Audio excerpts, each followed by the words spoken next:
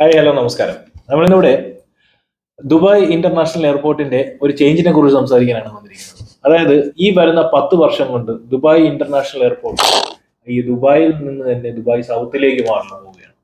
അപ്പോൾ അതിന്റെ വിശേഷങ്ങൾ എന്താണ് നമുക്ക് ദുബായ് എന്ന് പറയുന്ന ഈ ലക്ഷൂറിയസ് സിറ്റിയുടെ UAE-യിലെ ഏറ്റവും ലക്ഷൂറിയസ് ആയിട്ടുള്ള ഏറ്റവും കൂടുതൽ ആളുകൾ താമസിക്കുന്ന ദുബായ് എന്ന ഈ ഒരു നഗരത്തിന്റെ ഹൃദയഭാഗത്താണ് ദുബായ് ഇന്റർനാഷണൽ എയർപോർട്ട് ഉള്ളത്.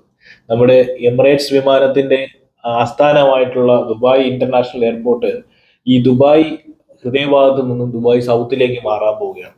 ജബൽ ഭാഗത്തേക്കാണ് ദുബായ് ഇന്റർനാഷണൽ എയർപോർട്ട് മാറുന്നത്. ഓൾറെഡി അവിടെ നമുക്കൊരു എയർപോർട്ട് ഉണ്ട്, അൽ മക്തൂം എയർപോർട്ട്. ആ അൽ മക്തൂം എയർപോർട്ടിനെ എൻലാർജ് ചെയ്തുകൊണ്ടാണ് അടുത്ത 10 വർഷത്തിൽ 2034 ദുബായിലെ എയർപോർട്ട് ഇനി പ്രവർത്തിക്കാൻ പോകുന്നത്.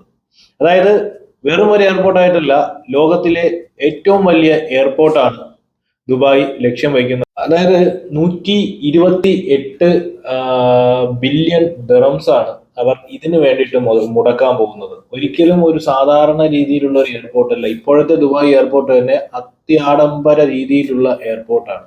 എയർപോർട്ട് ലോഞ്ചുകളും അതുപോലെ തന്നെ ടെർമിനലും എല്ലാം നമുക്ക് കാണാൻ സാധിക്കുന്നത്. പക്ഷെ അതിൽ നിന്നുമൊക്കെ ഒരുപാട് വ്യത്യസ്തമായിട്ട് ലോകത്തെ തന്നെ ഏറ്റവും ലക്ഷൂറിയസ് ആയിട്ടുള്ള ഒരു എയർപോർട്ടാണ്. ഏറ്റവും നല്ലൊരു എക്സ്പീരിയൻസ് നമ്മുടെ പാസഞ്ചേഴ്സിന് നൽകാൻ വേണ്ടിയിട്ടാണ് പുതിയൊരു എയർപോർട്ട് വരുന്നത്. ഏറ്റവും കൂടുതൽ സജ്ജീകരണങ്ങളും ഏറ്റവും മികച്ച രീതിയിലുള്ള സർവീസുമാണ് അവർ പ്രൊവൈഡ് ചെയ്യാൻ പോകുന്നത്. അടുത്ത 10 വർഷത്തിൽ ദുബായിൽ ഉണ്ടാകുന്ന വൻ മാറ്റമായിരിക്കും ഈ ഒരു എയർപോർട്ടിന്റെ പുതിയൊരു പുതുക്കിപ്പണിയൽ മാറ്റിപ്പണിയൽ എന്ന് പറയുന്നത്. അപ്പോൾ അതിലൂടെ ഒരുപാട് പാസഞ്ചേഴ്സിന് ഇവിടെ വന്നു ചേരാം. ഈ കഴിഞ്ഞ കണക്കുകൾ വെച്ച് നോക്കുമ്പോൾ 2022 ദുബായ് എയർപോർട്ട് വഴി കടന്നുപോയിരിക്കുന്ന പാസഞ്ചേഴ്സിന്റെ എണ്ണം 66 മില്യൺ പീപ്പിൾ ആണ്. അങ്ങനെയാണെങ്കിൽ 2023 കണക്ക് വെച്ച് 89 മില്യൺ പാസഞ്ചേഴ്സ് ആണ് ദുബായ് വഴി കടന്നുപോയത്.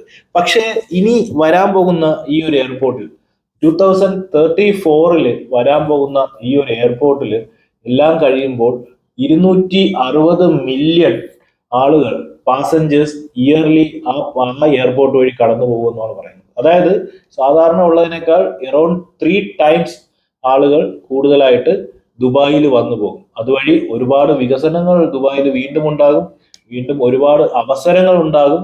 അതുപോലെ തന്നെ ഒരുപാട് പാസഞ്ചേഴ്സ്, ഒരുപാട് ട്രാൻസിറ്റ് ഫ്ലൈറ്റുകൾ ഇതുവഴി പോകാൻ ചാൻസ് ഉണ്ട്. അതുവഴി ഒരുപാട് ബിസിനസ് മേഖലയിലും ഒരുപാട് വ്യത്യാസങ്ങൾ ഇവിടെ വന്നു ചേരാം. ഇനി വരാൻ പോകുന്ന എയർപോർട്ടിന്റെ പുതിയ കുറച്ച് കാര്യങ്ങൾ പറയാനെന്ന് വെച്ചാൽ 5 times larger than the current airport. ഇപ്പോഴുള്ള എയർപോർട്ടിനേക്കാളും 5 ടൈംസ് വളരെ വലുതായിരിക്കും ഈ ഒരു എയർപോർട്ട് എന്ന് പറയുന്നത്.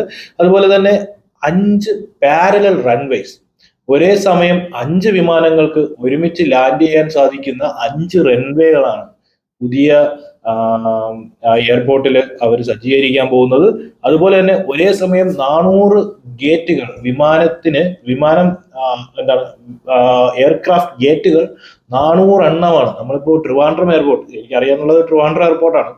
ട്രിവാൻഡ്രം എയർപോർട്ടിൽ നമുക്ക് കൂടിപ്പോയാൽ 6 or 8 ഗേറ്റ്സ് ആണ് ഉണ്ടായിരിക്കുന്നത്. അതായത് പാസഞ്ചേഴ്സിന് കയറാനും ഇറങ്ങാനുമുള്ള ഒരു സ്ഥലം 8 ഗേറ്റ് ആണുള്ളത്. പക്ഷെ ഇനി വരാൻ പോകുന്ന ഈ ഒരു എയർപോർട്ടിൽ 400 വിമാനങ്ങൾ ഒരേ സമയം ആളുകളെ കയറ്റാനായിട്ട് നമുക്ക് പാർക്ക് ചെയ്യാൻ സാധിക്കും എന്നാണ് അതിലൂടെ നമുക്ക് മനസ്സിലാക്കാൻ സാധിക്കുന്നത്.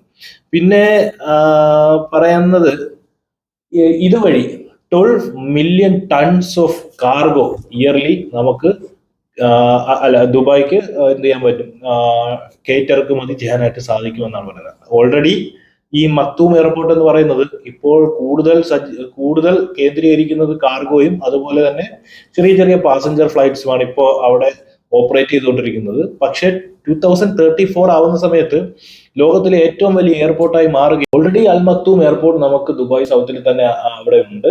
അതിപ്പോ 2010 സ്റ്റാർട്ട് ചെയ്ത ഈ അൽ മക്തൂം എയർപോർട്ട് 2013 ആയപ്പോൾ കാർഗോയ്ക്ക് വേണ്ടി മാത്രം 2010 ഓപ്പൺ ആക്കിയ എയർപോർട്ടായിരുന്നു അൽ മക്തൂം എയർപോർട്ട്. അത് 2013 ആയപ്പോൾ കുറച്ച് പാസഞ്ചർ ഫ്ലൈറ്റ് കൂടി അവിടെ കൂടെ പോകാൻ തുടങ്ങി. അതോടുകൂടി ഫുൾ പ്രവർത്തന സജ്ജമായിട്ടിരിക്കുന്ന ആ ഒരു എയർപോർട്ട് വളരെ വിജനമായി നിൽക്കുന്ന ഒരു ഏരിയയാണ് ജബൽ അലി എന്ന് പറയുന്നത്.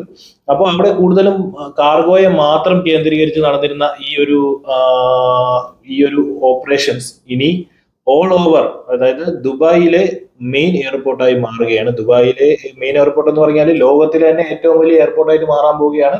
ഫുൾ ഓപ്പറേഷൻസ് അങ്ങോട്ടേക്ക് ട്രാൻസ്ഫർ ചെയ്യും. അതോടുകൂടി വലിയൊരു ബിസിനസ് സാധ്യതയും അവിടെ വളർന്നു വരുന്നുണ്ട്. അപ്പോ ഈ 2034 എന്ന് പറയുമ്പോൾ ഈ ഈ പറഞ്ഞ, അതായത് ഒരു 10 മാസം മുന്നേ ഞാൻ മനോരമ ന്യൂസിൽ ഒരു വാർത്ത കണ്ടിരുന്നു.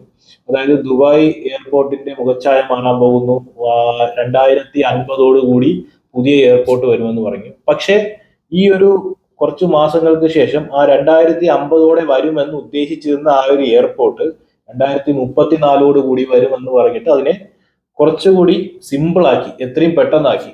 അതുപോലെ തന്നെ ഇനി വരും കാലങ്ങളിൽ ചിലപ്പോൾ ഈ പണികളും ജോലികളൊക്കെ പെട്ടെന്ന് തീർന്ന് 2034 മുന്നേ നമുക്ക് ചിലപ്പോൾ പുതിയ എയർപോർട്ട് ഓപ്പൺ ആയി കിട്ടുമെന്ന് പ്രതീക്ഷിക്കാം.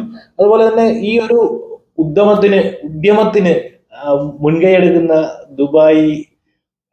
ദുബായിലുള്ള എല്ലാവർക്കും വളരെയധികം ശുഭ ആശംസകൾ നേരുകയാണ്. കാരണം ഇവിടെ നിന്നും ഇപ്പോൾ ഈ ദുബായിയുടെ ഹൃദയഭാഗത്ത് നിന്നും എയർപോർട്ട് മാറിയാലുള്ള ഉപയോഗം എന്ന് പറഞ്ഞാൽ നമ്മുടെ ട്രാഫിക് വളരെ വലിയ രീതിയിൽ അങ്ങ് കുറയും.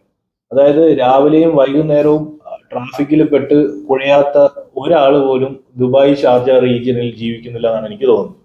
അപ്പൊ എന്തായിരുന്നാലും ഈ ട്രാഫിക്കിൽ കെട്ടിക്കിടക്കുന്ന ഈ ഒരു സമയം, 3, 4, 5 മണിക്കൂർ ട്രാഫിക്കിൽ കിടക്കുന്ന ഈ സമയം നമുക്ക് ഇവിടെ ജീവിക്കുന്നവർക്ക് അത് സേവ് ചെയ്യാൻ സാധിക്കും എന്ന് പ്രതീക്ഷിക്കാം. പക്ഷെ ഇപ്പോഴല്ല, അടുത്ത 10 വർഷത്തിലാണ്.